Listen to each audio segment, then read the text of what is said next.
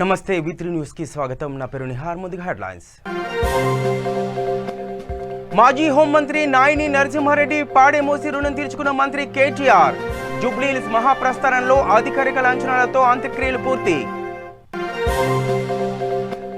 Chegunta road షోలో పాల్గొన్న Nizamabad MP Arvind. అధికారంలోకి వచ్చిన తర్వాత కేసీఆర్ తెలంగాణను దోచుకుంటున్నాడని విమర్శ.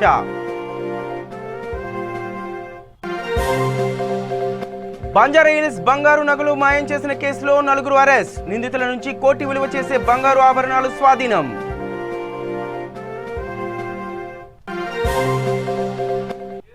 వర్షాలను ఆపలేకపోయినా నష్ట తీవ్రతను తగ్గించే అవకాశం ఉంటుందన్న NDMA మాజీ వైస్ చైర్మన్ మరి శశిధర్ రెడ్డి. రాష్ట్ర జిల్లా స్థాయిలో విపత్తుల నిర్వహణ వ్యవస్థలను ఏర్పాటు చేయాలని సూచన. గతంలో 2.5 కోట్ల మందికి చంద్రన్న బీమాను వర్తింపచేశామన్న ఆంధ్రప్రదేశ్ టీడీపీ అధ్యక్షులు అచ్చెన్నాయుడు. ప్రచార ఆర్భాటాలకు జగన్ కోట్ల రూపాయల ప్రజాధనాన్ని దుబారా చేస్తున్నారని మండిపాటు. రైట్గా డీటెయిల్స్ చూస్తే తెలంగాణ మాజీ హోంమంత్రి టీఆర్ఎస్ పార్టీ సీనియర్ నాయకులు నాయిని నరసింహారెడ్డి అంత్యక్రియలకు మంత్రులు, ఎమ్మెల్యేలు, ఎమ్మెల్సీలు, ఎంపీలతో పాటు పార్టీ నాయకులు హాజరయ్యారు. అంత్యక్రియల్లో భాగంగా నాయిని పాడేను మంత్రులు కేటీఆర్, శ్రీనివాస్ గౌడ్ మోశారు. ఆ తర్వాత పలువురు ప్రజాప్రతినిధులు నాయిని పాడే మోసి నివాళులు అర్పించారు. నాయినిని కడసారి చూసేందుకు జనం పెద్ద ఎత్తున వచ్చారు. జూబ్లీహిల్స్ మహాప్రస్థానంలో అధికారిక లాంఛనాలతో నాయిని నరసింహారెడ్డి అంత్యక్రియలను నిర్వహించారు.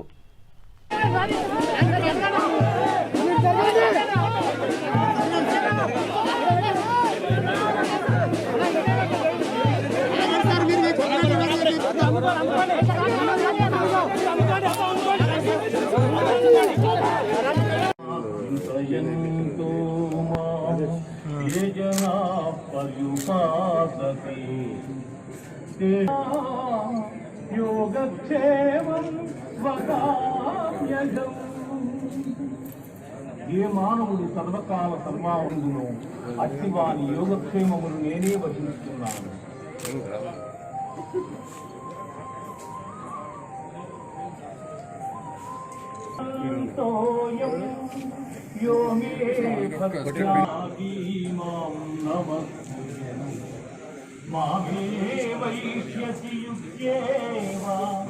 ఆత్మానం మత్పరాయణగా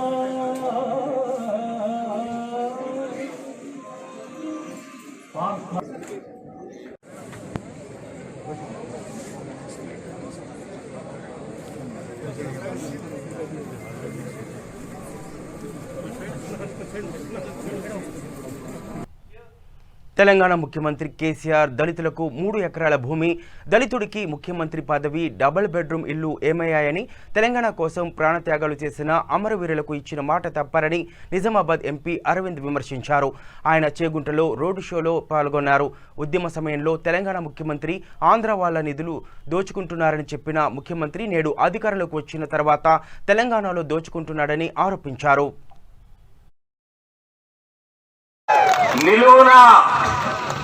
నిలువున తీరుస్తున్నావు తెలంగాణ బిడ్డని, తెలంగాణ గడ్డని. ఇది కేసీఆర్ బతుకు. మళ్ళా ఆయన పిల్లి గెలక సాక్ష్యం అన్నట్టు ఈ 6 అడుగులు ఉంటాడో 8 అడుగులు ఉంటాడో, ఏదో మా రఘుని రఘురాముడిని ఈయన పోయి ఛాలెంజ్ చేసినట్టు కదా. ఏంది పాత బస్ స్టాండ్ కదా, ఆ పాత బస్ స్టాండ్ ఫోటో చూసినాయో.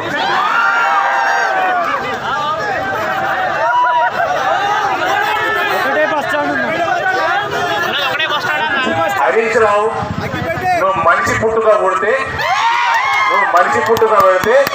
ఆ 2 గంటలు ఆ బస్సు కోసం వెయిట్ చేయాలి. చూస్తా నీ సిద్దిపేటలో బస్ స్టాండ్ గిట్టనే ఉన్నదా? అటు మీ ముఖ్యమంత్రి కాన్స్టిట్యూన్సీనే గజ్వేలు అట్లనే ఉన్నదా? గదే బస్ స్టాండ్లు ఉన్నాయా? ఏమైనా హరీష్ రావు, నీకు దుబ్బాక ప్రజల మీద అంత ప్రేమ ఉంటే సిద్దిపేట రాజీనామా చేసి దుబ్బాకలు వచ్చి నిలుస్తావు.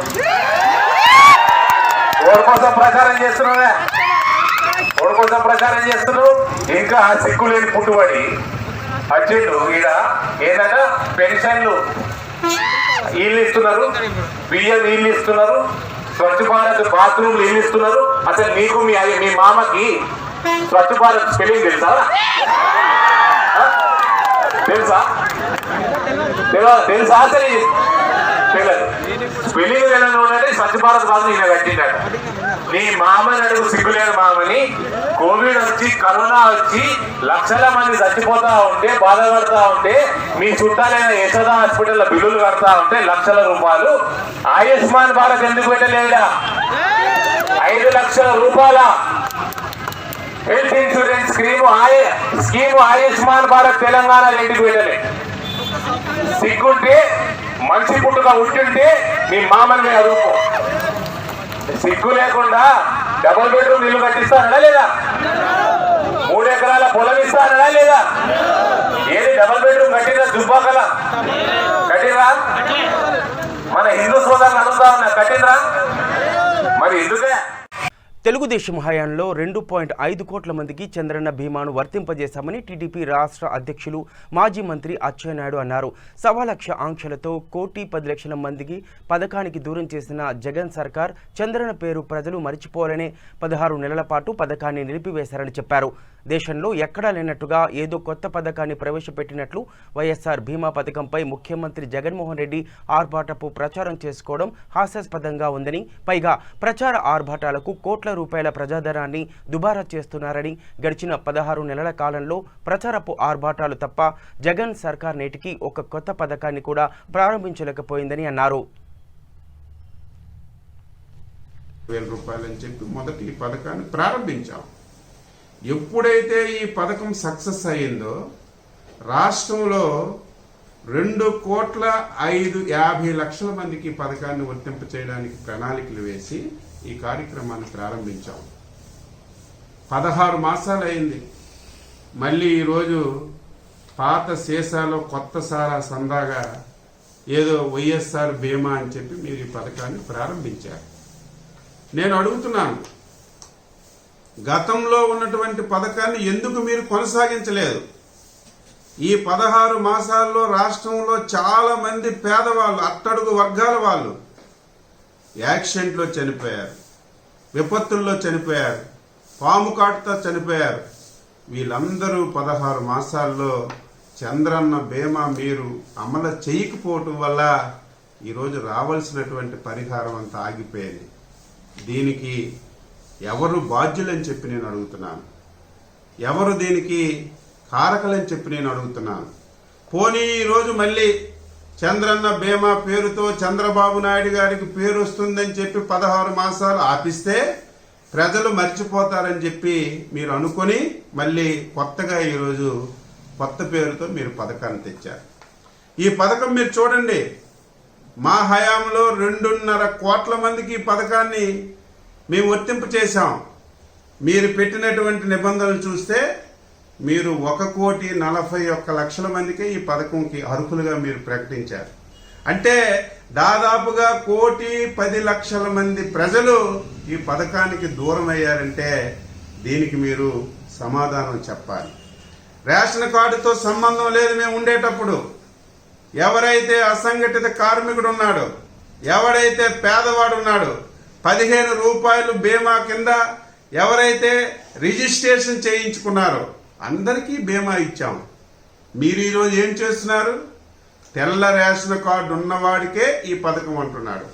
దీనివల్ల సామాన్య ప్రజలు చాలా మంది ఈ పథకాన్ని కోల్పోయే పరిస్థితులు వస్తున్నాయి. మేము ఎంత బ్రాడ్గా ఈ పథకాన్ని తయారు చేశామంటే అసలు మీకు సలహాలు ఎవరిస్తున్నారు? అసలు మీరు ప్రజలని ఏ రకంగా చూస్తున్నారని చెప్పి నాకు ఆశ్చర్యం వేస్తుంది. మేం పథకం పెట్టేటప్పుడు చంద్రబాబు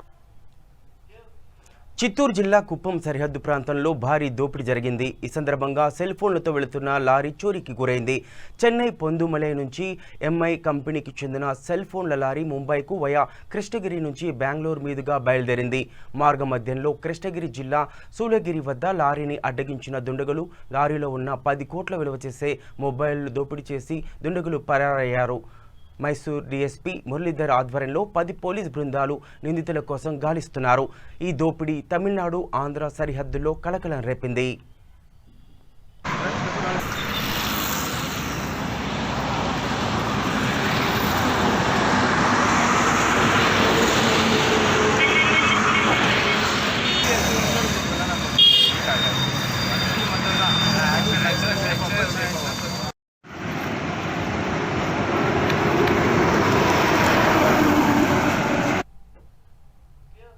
ఇక బంజారా హిల్స్లో బంగారు నగలు మాయం చేసిన కేసులో 4 నిందితులను అరెస్ట్ చేసినట్టుగా హైదరాబాద్ సిపి అంజనీ కుమార్ వెల్లడించారు. నిందితుల నుంచి కోటి విలువ చేసే బంగారు ఆభరణాలను స్వాధీనం చేసుకున్నట్టుగా పోలీసులు తెలిపారు. ప్రధాన నిందితుడు నిరంజన్తో పాటు పవన్, వెంకట్, రంజిత్ను అరెస్ట్ చేశామన్నారు. ఈ 4 నాగర్ కర్నూలు జిల్లాకు చెందిన వారిగా తెలిపారు.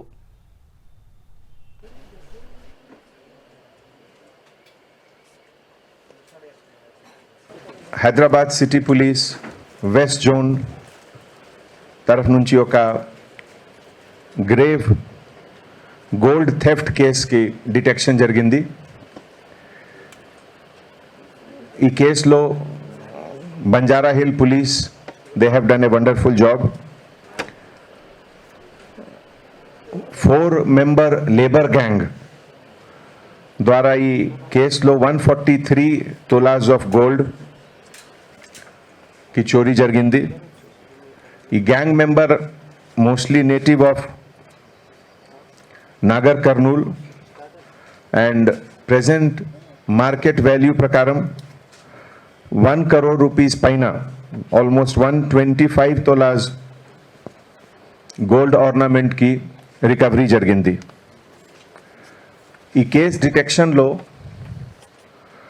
మన సైంటిఫిక్ మెథడ్ ఆఫ్ ఇన్వెస్టిగేషన్ ద్వారా స్విచ్డ్ సెల్ ఫోన్ ద్వారా ఒక క్లూ వచ్చింది, స్విచ్డ్ ఆఫ్ సెల్ ఫోన్. ఈ సందర్భంలో డీటెయిల్ మీకు 2 minutes తర్వాత జాయింట్ సిపి గారు చెప్తారు. వర్షాలను ఎవరూ ఆపలేకపోయినా వాటి వల్ల జరిగే నష్ట తీవ్రతను తగ్గించే అవకాశం ఉంటుందని జాతీయ విపత్తుల నిర్వహణ సంస్థ మాజీ వైస్ చైర్మన్ మరి శశిధర్ రెడ్డి అన్నారు. ఇందుకోసం శాశ్వత వ్యవస్థ ఉండాలన్నారు. రాష్ట్ర జిల్లా స్థాయిలో విపత్తుల నిర్వహణ వ్యవస్థలను ఏర్పాటు చేయాలన్నారు. రాష్ట్రంలో 6 ఏళ్లుగా భారీ వర్షాలు, వరదలు సంభవిస్తున్నా విపత్తుల నివారణకు ప్రభుత్వం వద్ద ప్రణాళిక లేకుండా పోయిందని విమర్శించారు. రాష్ట్రానికి ప్రధాన ఆదాయ వనరుగా ఉన్న కల్పవృక్షం లాంటి హైదరాబాద్ను కాపాడుకోవడానికి ప్రభుత్వం 12,000 కోట్లు ఖర్చు చేయలేదా? కాళేశ్వరం ప్రాజెక్టుకు మాత్రం 1,00,000 కోట్లు ఉంటాయా అని ప్రశ్నించారు.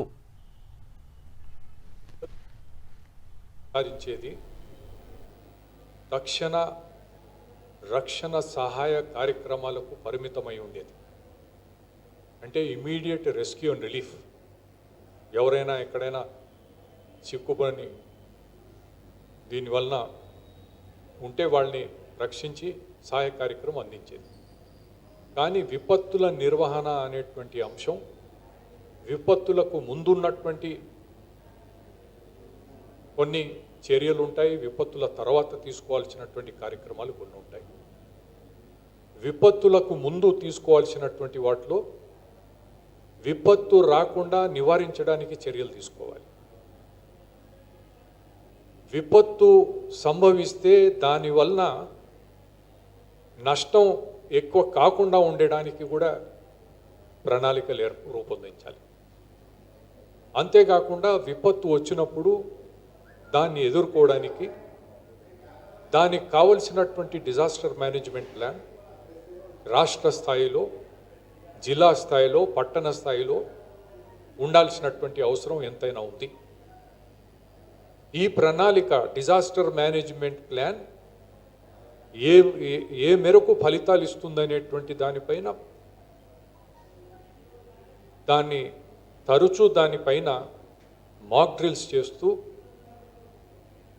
ఇంకా మెరుగుపరిచేయడానికి అది నిరంతరంగా జరగాల్సినటువంటి కృషి. ఏదో వరదలు వచ్చినాయని చెప్పి మాట్లాడి సరే బాగా నష్టపోయినటువంటి వారికి ఏదో డబ్బు సాయం చేసి ఊరుకుంటే సరిపోయేది కాదు. విపత్తులు సంభవించడానికి ముందు చేపట్టాల్సినటువంటి చర్యలు తీసుకోవడంలో రాష్ట్ర ప్రభుత్వం పూర్తిగా విఫలమైందనేటువంటి విషయాన్ని చాలా స్పష్టంగా మనం చెప్పుకోవాల్సినటువంటి అవసరం ఉంది. జాతీయ స్థాయిలో నేషనల్ డిజాస్టర్ మేనేజ్మెంట్ అథారిటీ ఏర్పాటు చేసినటువంటి సందర్భంలో అన్ని అంశాలపై సరైనటువంటి దృష్టి సారించడానికి ఒక వ్యవస్థ ఉండాలి జాతీయ స్థాయిలో. అదేవిధంగా రాష్ట్రాలలో కూడా ఇలాంటి వ్యవస్థ కేంద్రంలో ప్రధానమంత్రి గారి అధ్యక్షతన ఎన్డీఎంఏ ఏర్పడితే నాగర్ కర్నూలు జిల్లా కొల్లాపూర్ పట్టణంలోని దుర్గామాతకు ప్రత్యేక పూజలు నిర్వహించారు టీఆర్ఎస్ యువ నాయకుడు రంగినేని అభిలాష్ రావు. దేవి శరణవరాత్రి వేడుకల్లో భాగంగా సెమీ వృక్ష మండపంలో ఏర్పాటు చేసిన దుర్గామాతకు ప్రత్యేక పూజా కార్యక్రమాలు నిర్వహించి దుర్గామాత ఆశీస్సులు తీసుకుని ప్రజలంతా సుఖ సంతోషాలతో వర్ధిల్లాలని వేడుకొన్నారు. అమ్మవారి దీవెనలతో పాడి పంటలు అధిక సంఖ్యలో పండి అధిక దిగుబడులు రావాలంటూ ప్రజలకు ఎలాంటి కష్ట నష్టాలు కలగకుండా సుఖశాంతులతో ఎలాంటి ఇబ్బందులు లేకుండా ఉండేలా అమ్మవారు ఆశీర్వదించాలని కోరుకున్నట్టుగా అభిలాష్ రావు తెలిపారు. ఈ పూజా కార్యక్రమంలో సురేందర్ సింగ్, శివకాశి, బొమ్మరిల్లు భాస్కర్, సురేందర్ సింగ్, కిషన్ సింగ్ తదితరులు పాల్గొన్నారు.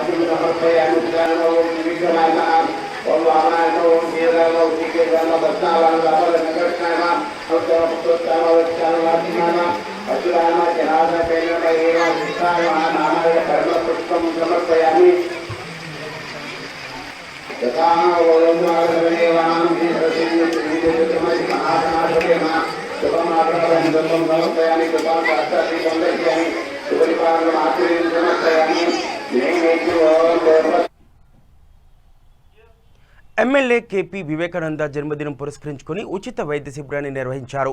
కుత్బుల్లాపూర్లోని గంపబస్తీ, సుభాష్ నగర్లో రష్ ఆసుపత్రి వారు ఉచిత వైద్య శిబిరం నిర్వహించారు. గత కొన్ని రోజులుగా కురుస్తున్న వర్షాలకు లోతట్టు ప్రాంతాలు ముప్పుకు గురై నిరాశ్రులైన వారికి నీటి కాలుష్యం వలన అంటువ్యాధులు వచ్చి అనారోగ్యానికి గురవుతున్న నిరుపేదలకు వైద్య పరీక్షలు నిర్వహించారు. ఈ శిబిరంలో ముఖ్య అతిథిగా పాల్గొన్న డాక్టర్ నవీన్ రెడ్డి మాట్లాడుతూ ఇలాంటి విపత్కర పరిస్థితులలో ఎలాంటి అంటువ్యాధులు సోకకుండా అందరికీ వైద్యం మందులు అందిస్తూ తమ వంతు సమాజ సేవ చేస్తున్నామని అన్నారు. ఈ కార్యక్రమానికి సహకరించిన ప్రతి ఒక్కరికి ధన్యవాదాలు తెలిపారు.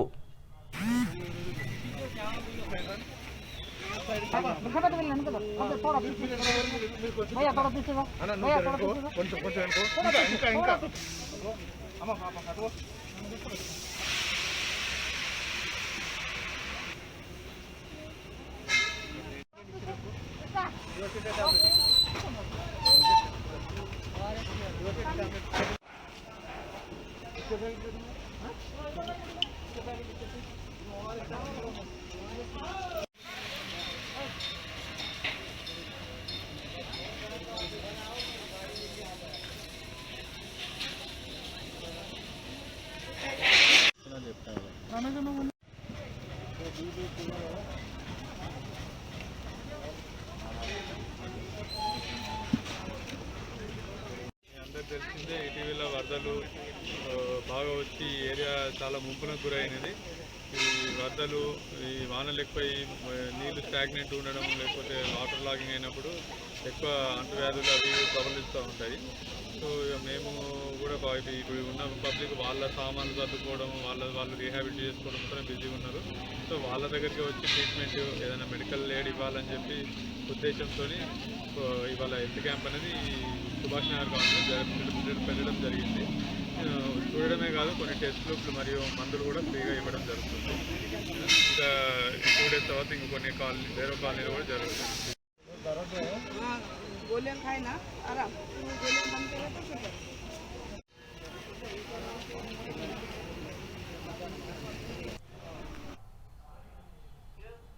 పోలీసు అమరవీరుల సంస్మరణ దినోత్సవం సందర్భంగా విధి నిర్వహణలో అమరులైన పోలీసులకు పేట్ బషీర్బాద్ పోలీసులు స్థానిక గుండ్లపోచంపల్లి యువకులతో కలిసి క్యాండిల్ ర్యాలీ నిర్వహించి ఘనంగా నివాళులు అర్పించి వారి సేవలను కొనియాడారు. గుండ్లపోచంపల్లి మున్సిపల్ ఆఫీస్ నుండి ప్రధాన రహదారి వరకు పేట్ బషీరాబాద్ సిఐ ఆధ్వర్యంలో సిబ్బంది యువకులతో కలిసి కొవ్వొత్తుల ర్యాలీ నిర్వహించారు. విధి నిర్వహణలో ఎన్ని కష్టాలనైనా ఎదుర్కొంటామని, అన్ని వేళలా ప్రజలకు అందుబాటులో ఉంటామని, వారి సేవలో సదా మా విధులు నిర్వహిస్తామని, మీ భద్రతే మా లక్ష్యంగా పనిచేస్తామని ఈ సందర్భంగా సిఐ రమేష్ అన్నారు.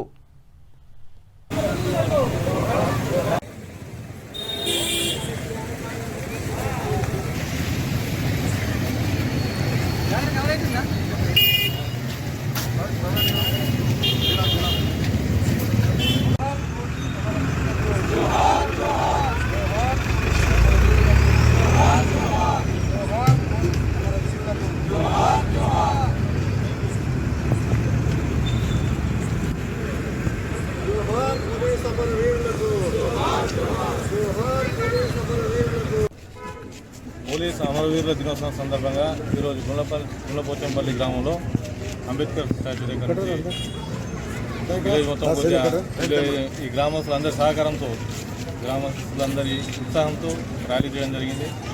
అందరూ కూడా పోలీస్కి సహకరిస్తున్నందుకు చాలా సంతోషం.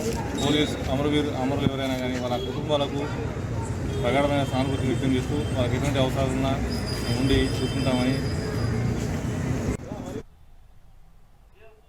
మద్యం అధిక ధరలకు విక్రయిస్తున్నారంటూ మద్యం దుకాణ విక్రయదారుడితో మందుబాబులు వాగ్వాదానికి దిగిన సంఘటన సంగారెడ్డి జిల్లా రాయకోడ్ మండలం కేంద్రంలో చోటు చేసుకుంది.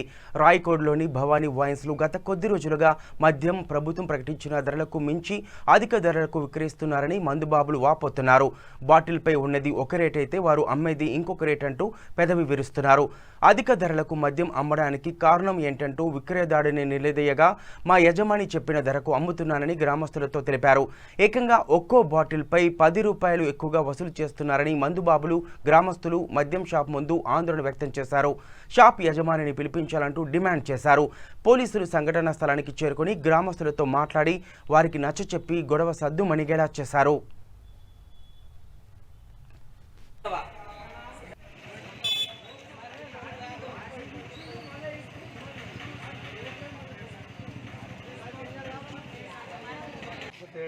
మీ సేట అమ్మాడా అంటే ఏడని అమ్ముతారా ఈయన అమ్ముతారా? అంటే జనవరి లోకల్ మొత్తంలో జనవరి లోకల్ ఏడన్నా ఉత్పత్తి లేదు లేదు మంచిగా అర్థం చేసుకోండి. ఏమైంది సార్?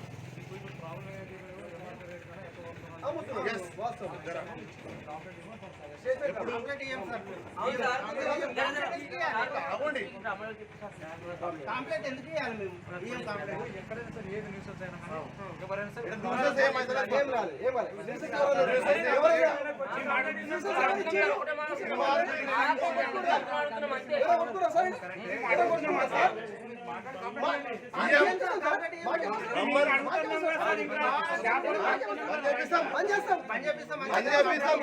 ఊరు మందిలో తీర్మానం రాపిస్తాం, పని చేపిస్తాం.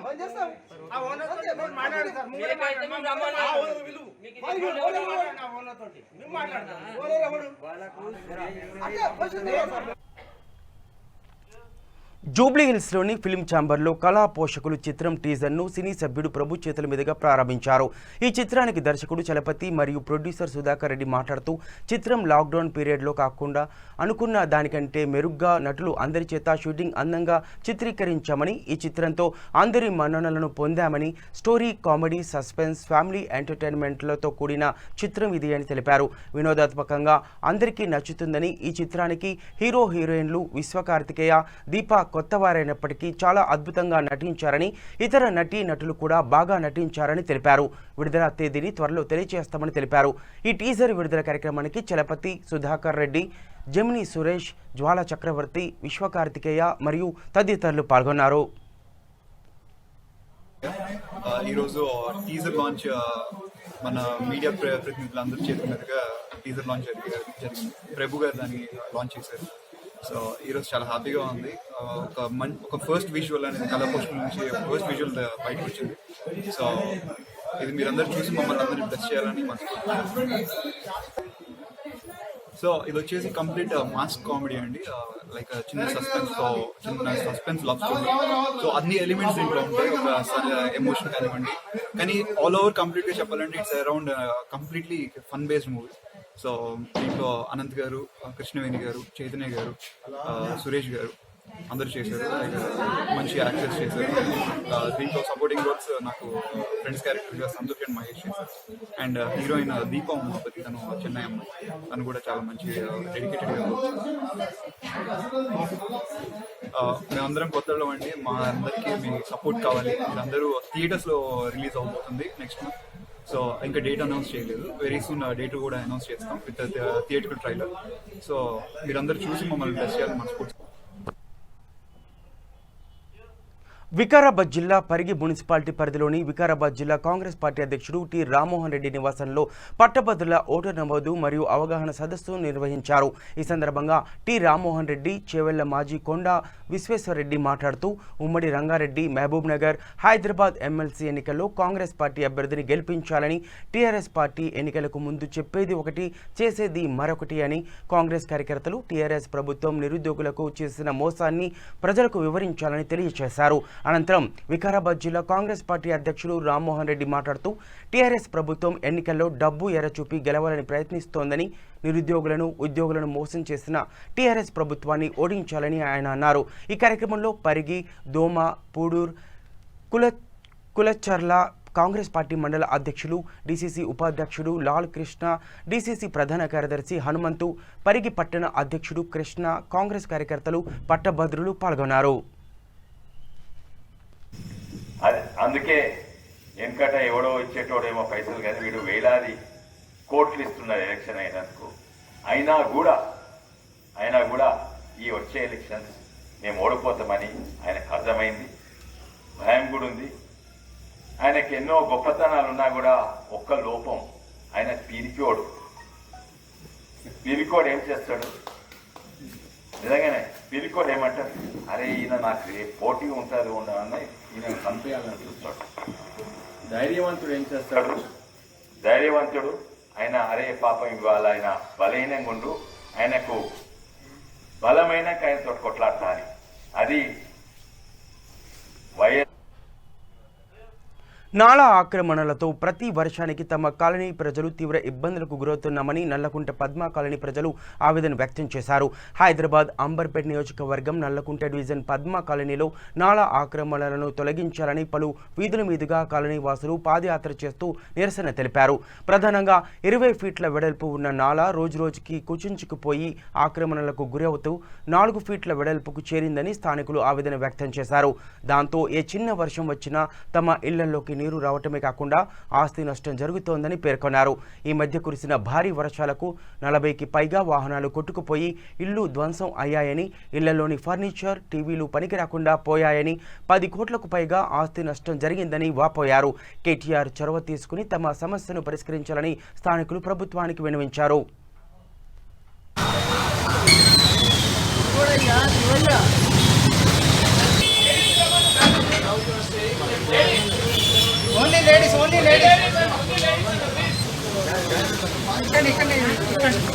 మేడం ఇక్కడ వాళ్ళ దగ్గర ఉన్నది.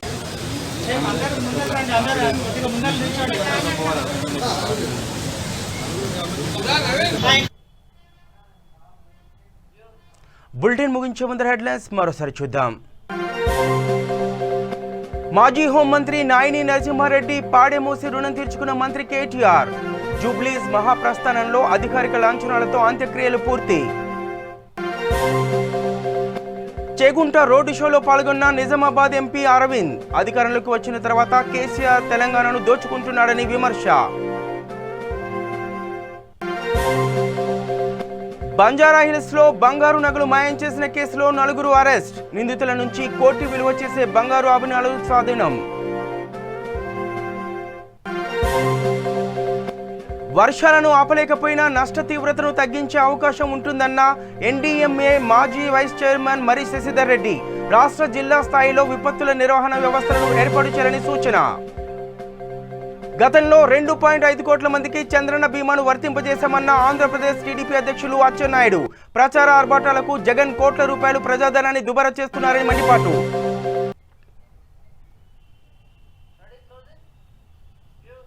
ఇవి బులెటిన్ అప్డేట్స్. చూస్తూనే ఉండండి V3 న్యూస్. లక్ష్యం సమాజ హితం.